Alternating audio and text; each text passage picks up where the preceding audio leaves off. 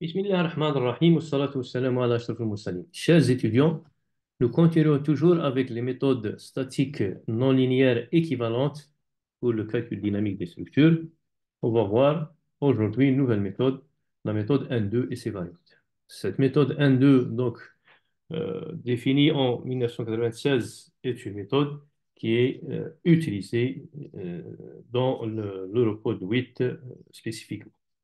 Donc, quelle est la particularité de cette méthode par rapport aux autres méthodes qu'on a déjà vues? Donc, on a dit que on a déjà vu les méthodes qui sont basées sur la méthode pushover, donc que ce soit la méthode du spectre de capacité avec sa version améliorée, ou bien la méthode du coefficient de déplacement avec sa version améliorée, et puis ce qu'on a appelé la méthode d'analyse temporelle directe du système à un seul degré visuel équivalent.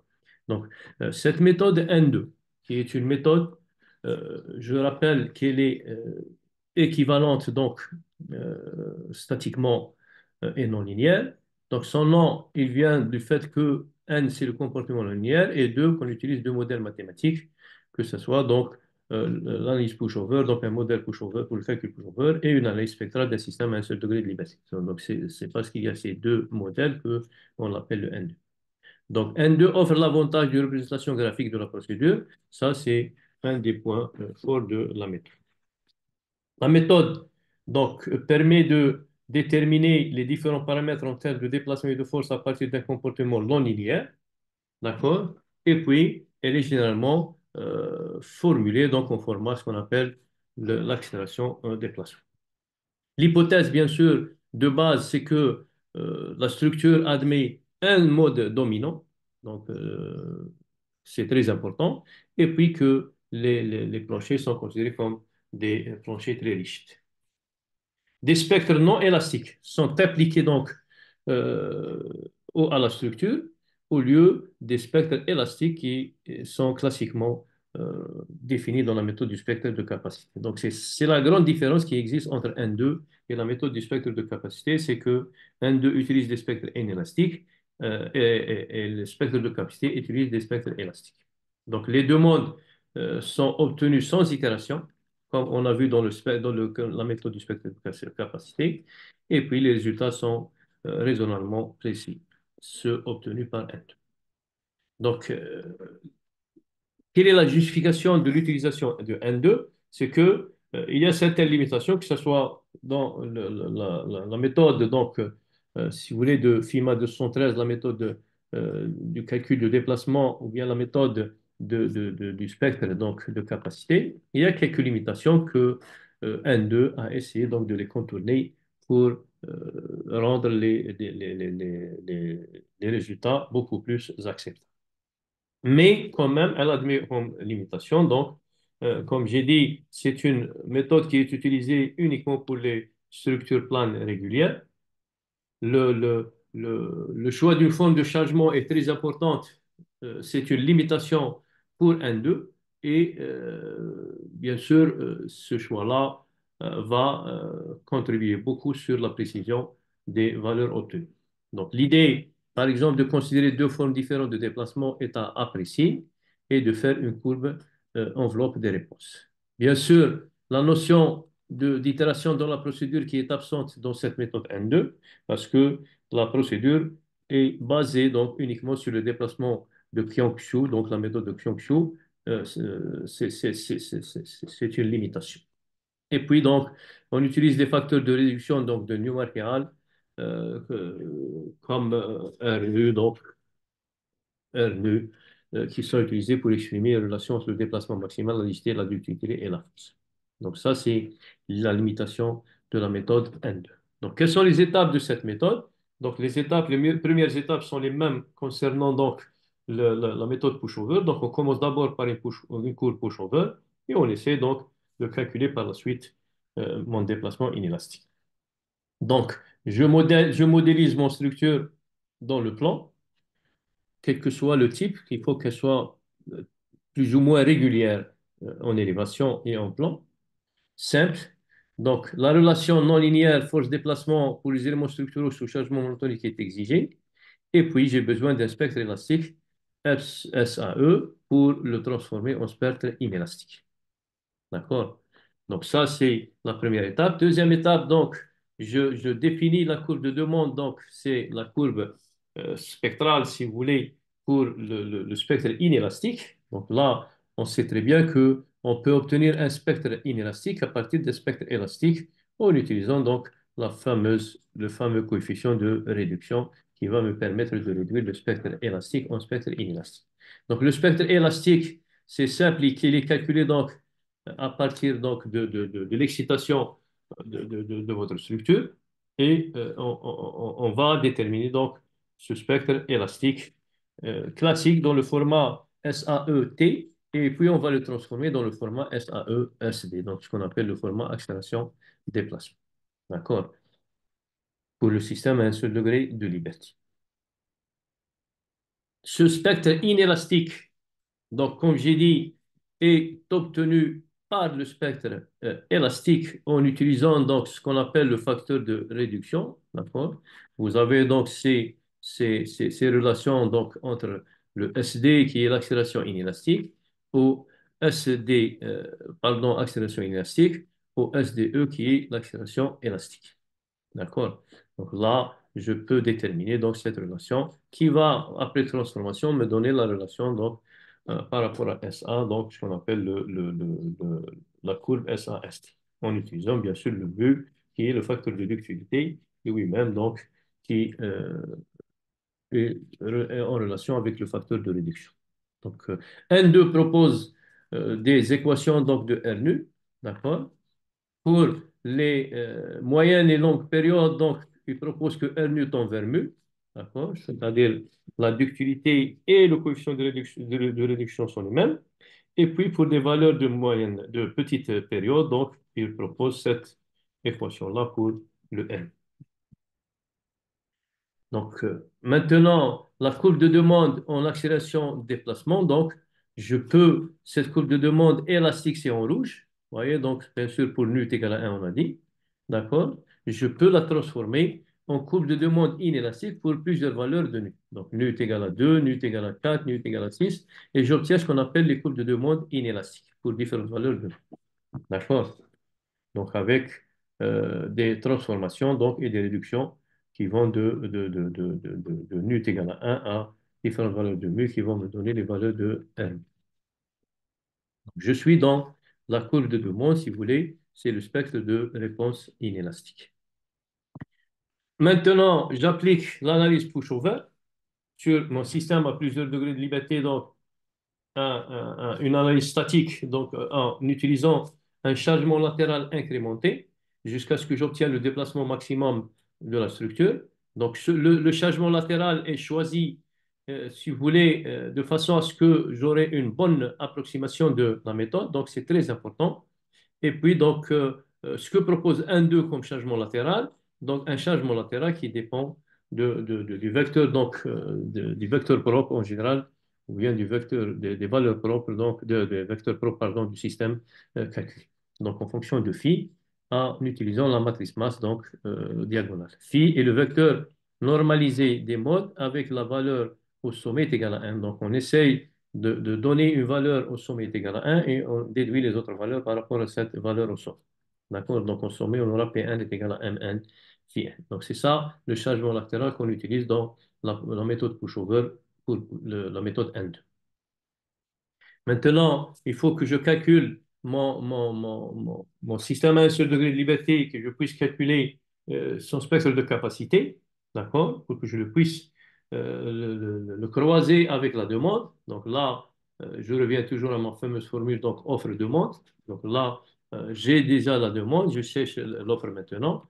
Pour utiliser le spectre de réponse, il faut passer au système de degré de liberté, un seul degré de liberté équivalent. Et bien sûr, la transformation se fera à partir donc des équations de mouvement, donc du système à plusieurs degrés de liberté, que je vais rendre au système à un seul degré de liberté, en passant par une transformation donc, du déplacement par rapport au déplacement au sommet. Donc, on a déjà vu ça en général dans l'un des chapitres, en utilisant la forme donc, du déplacement phi, qui est supposée constante. Ça, c'est une hypothèse fondamentale qui est une hypothèse conservatrice et approximative de la méthode en général. ou bien des différentes méthodes en général. Donc, cette hypothèse suppose que le chargement reste constant sur le temps. Donc, statiquement, P est égal à Q. Donc, Q, bien sûr, c'est le chargement, c'est la force, si vous voulez, due à la rigidité. Donc, si c'était linéaire, donc on aurait vu ici un K fois X en général. Mais comme c'est non linéaire, donc c'est un vecteur qui va dépendre de X et du signe de la vitesse X en général. Donc là, si je remplace ici dans mon équation initiale, donc je retrouvais, par exemple, cette équation-là. Je vais remplacer les différentes formules, donc que ce soit x, p est égal à q, p est égal à m phi, je les remplace dans cette équation-là. Ça me donne donc cette fameuse équation m étoile x seconde étoile plus q étoile est égal à moins m étoile x seconde ig. Ou maintenant, tout ça, c'est des scalaires, donc j'obtiens une équation à un seul degré de liberté non linéaire du fait de q étoile.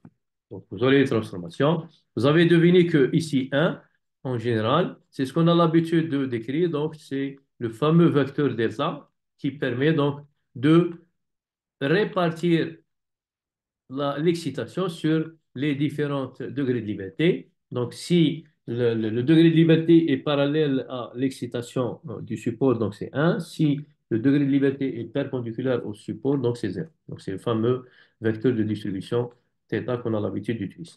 D'accord? Donc, on retrouve les différentes valeurs, que ce soit de Q étoile, qui est donc la force équivalente du système à un seul degré de liberté. M étoile, c'est la masse équivalente d'un système à un seul degré de liberté. X étoile, c'est le déplacement du système à un seul degré de liberté équivalente. Et bien sûr, ceci repose sur le facteur de participation gamma en général et sur l'effort tranchant à la base du système à plusieurs degrés de liberté.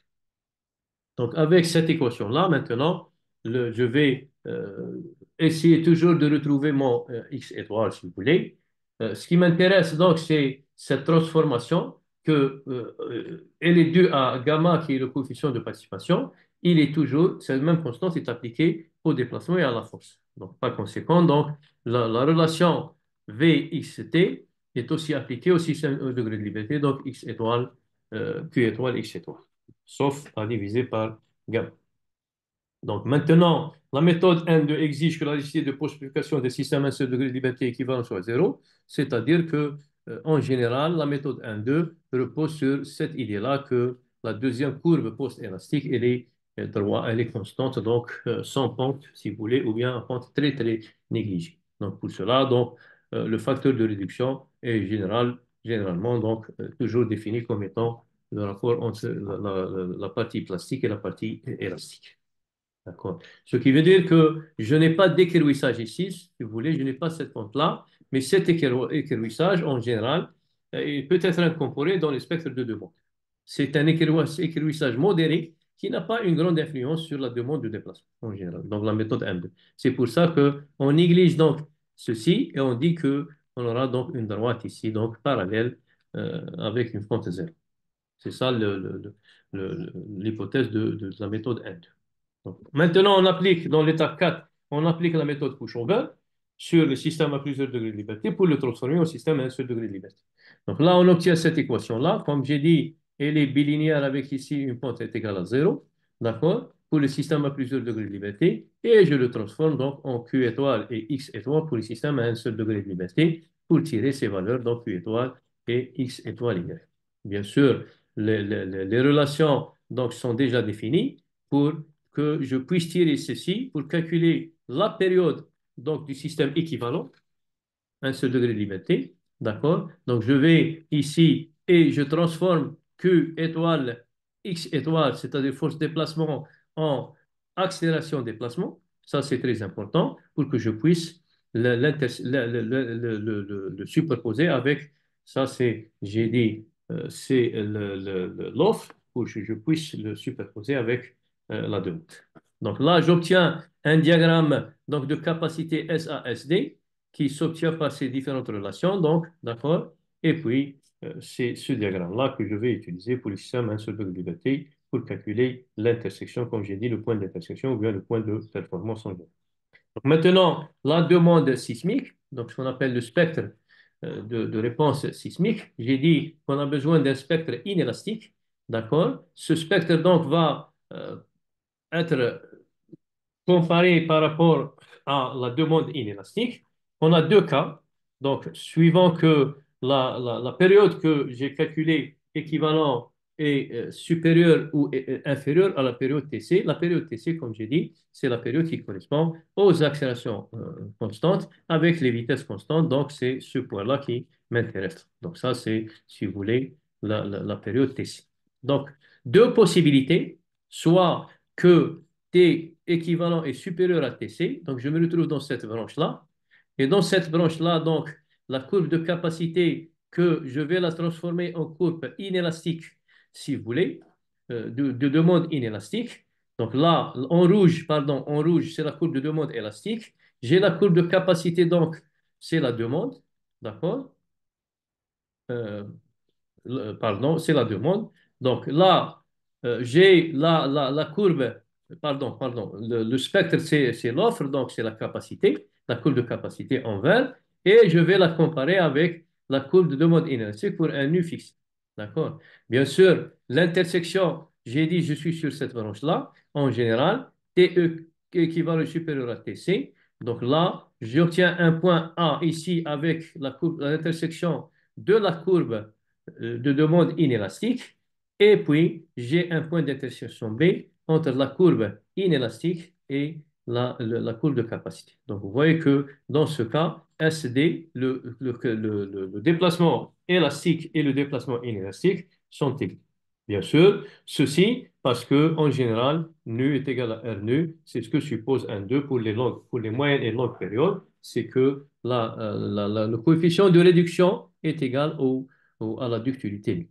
Donc, c'est pour ça qu'on obtient cette égalité entre les deux déplacements, comme j'ai dit, pour les moyennes et longues périodes.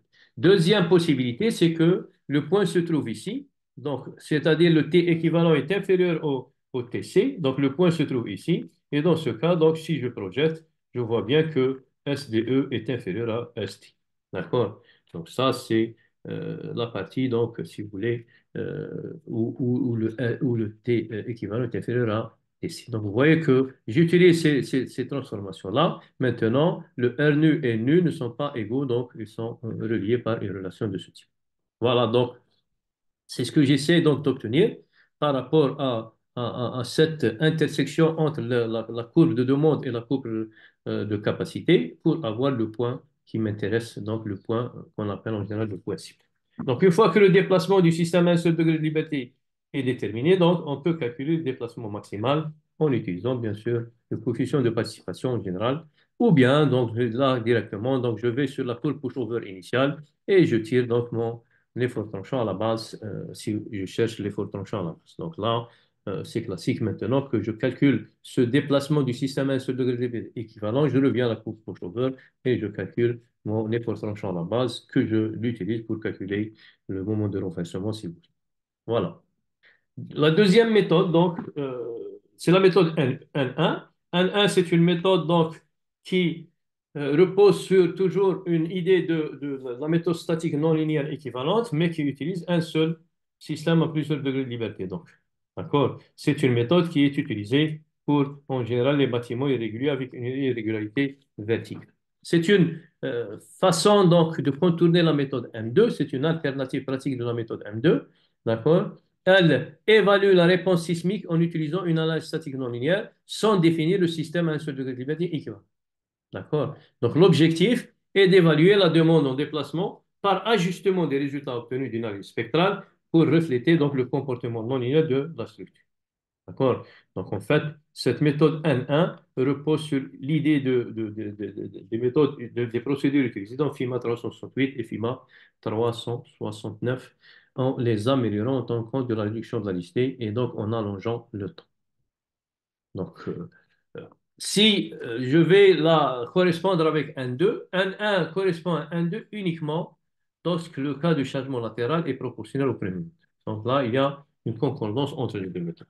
D'accord? Donc, globalement, la méthode N1 utilise cette formule-là, donc, où DEL est un paramètre de déplacement ou de déformation qui dépend du mode phi n, donc le mode n de la structure, du coefficient de participation du premier mode et puis du déplacement spectral du premier mode qui dépend donc de la période fondamentale T1 de la structure. Donc, globalement, c'est la méthode N1 donc, qui est ici définie dans ce déplacement. On ne va pas détailler cette méthode si ça vous intéresse. Donc, vous revenez au code pour plus de détails sur cette méthode. Enfin, donc, en 2012, la méthode N2 a été étendue, donc ce qu'on appelle la méthode N2 étendue, donc, qui est utilisée maintenant en Eurocode. Cette méthode, donc bien sûr, au lieu de travailler sur un seul mode dominant, elle utilise donc l'effet des autres modes supérieurs. Donc, c'est une amélioration de la méthode. Elle fournit plus de précision sur la distribution de la demande sismique à travers la structure. Et elle combine donc des résultats de l'analyse pushover basique et ceux d'une analyse modale élastique standard. Donc voilà, on va vers ce qu'on appelle le multimodal dans cette méthode N2 et le multimodal, donc on va l'avoir dans cette dernière partie de ces chapitres-là, lorsqu'on va prendre en considération les effets des modes supérieurs. Donc la méthode conduit à des estimations justes et conservatrices de la réponse sismique. Donc, rapidement, les différentes étapes de cette méthode N2. Donc, en première étape, on calcule le déplacement cible par la méthode N2 classique, d'accord, qui comprend une analyse pushover pour déterminer le déplacement cible au sommet du déplacement. Et puis, cette analyse est faite séparément pour chaque direction, donc horizontale du bâtiment, que ce soit dans X ou dans Y chiffré. En deuxième étape, donc, on normalise les modes pro par rapport au déplacement cible. Donc, le déplacement cible qu'on a obtenu, on va utiliser pour normaliser les modes propres qu'on va calculer par une analyse modale classique élastique donc de la structure 3D. D'accord? Dans cette analyse, on considère que tous les modes pertinents dans chaque direction horizontale. D'accord? Donc là, comme j'ai dit, on normalise par rapport à ce déplacement au sommet. En troisième étape, donc, on calcule des facteurs de correction qui sont définis dans la procédure N2, donc étendue.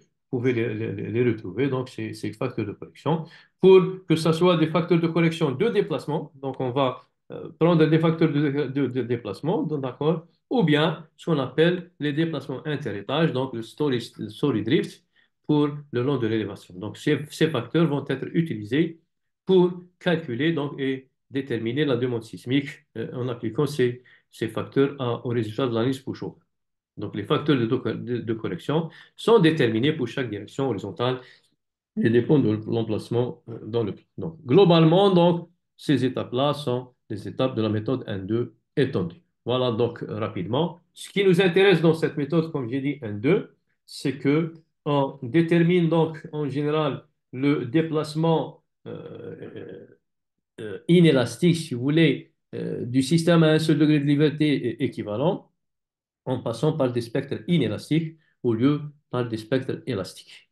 D'accord? Donc ça, c'est l'idée générale. C'est la seule différence qui existe entre N2 et la méthode du spectre de capacité. Voilà, donc je vous remercie pour cette encore autre méthode d'analyse statique non linéaire équivalente. Je vous retrouverai dans le prochain chapitre. Donc, j'ai dit que à partir du prochain chapitre, on va s'intéresser à l'utilisation de plusieurs modes, ce qu'on appelle le multimodal, pour les systèmes, pour les méthodes statiques non linéaires équivalentes. Voilà, donc.